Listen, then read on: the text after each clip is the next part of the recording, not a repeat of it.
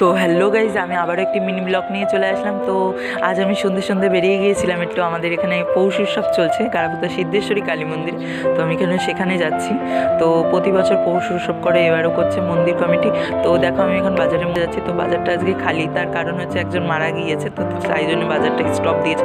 তো দেখো ওই যে আমাদের কালী মন্দির দেখা যাচ্ছে, সিদ্ধেশ্বরী কালী মন্দির, দক্ষিণেশ্বরের আদলে তৈরি। তো দেখো এটা বনগা রোড, আর এই যে সোজা হেলেঞ্চা রোড, তো একদম মন্দির পাশে রোডে। তো তোমরা কে কে এসেছো কমেন্ট করবে।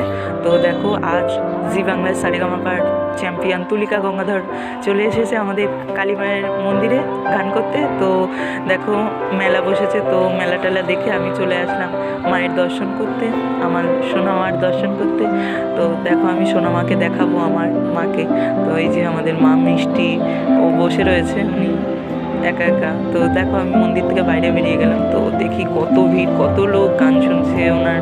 তো এবার আমি দেখছি আমার পরিবারের লোকও চলে এসেছে। তো ওই যে আমাদের তুলিকা দি, তো তুলিকা দি গান করছে এখন।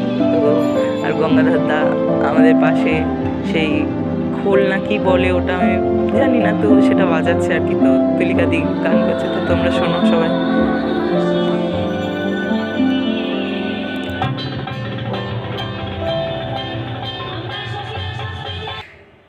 তো তারপর আমি গান টান শুনে এখানে আমার মিনি ব্লগটি শেষ করলাম। তো তারপর আমি একটা ছবি তুলে নিয়ে চলে আসলাম বাড়িতে। তো টাটা।